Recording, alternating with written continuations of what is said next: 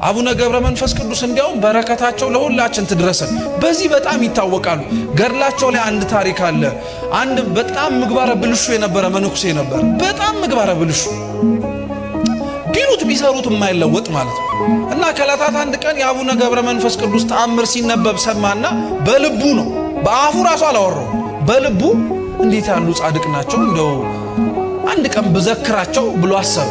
መንገድ ላይ ሲሄድ ሽፍቶች አገኙትና ቀጥቅጠው ገደሉት እዛው።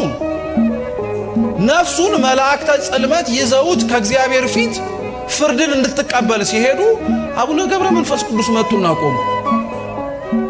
ምን ፈልገህ ነው ጻድቁ የመጣው ብሎ እግዚአብሔር ጠየቃቸው። እቺ ነፍሴ እኔ ናት አለ። እንዴት ብለህ ስራዋን አይተኸዋል? ኃጢአቷን ተመልክተዋል አለ። አዎ ኃጢአቷን አይቻለሁ፣ የምትመለከተውን ነገር በሙሉ አይቻለሁ። ግን አሉ አቡነ ገብረ መንፈስ ቅዱስ እድሜ ብትሰጠው ኖሮ እኮ በሐሳቡ ዘክርሃለሁ ብሎ አስቦ ነበር።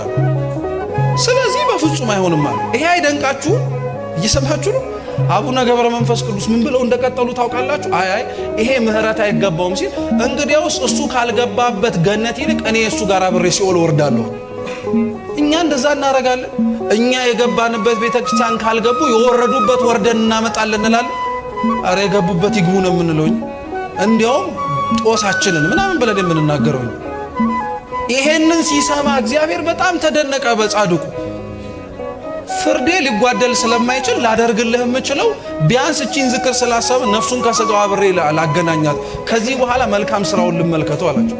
ነፍሱን ከስጋው አገናኝተው በጻድቁ ምልጃ ገነት እንዲገባ አድርገውታል። በረከታቸው ለሁላችን ትድረሰን።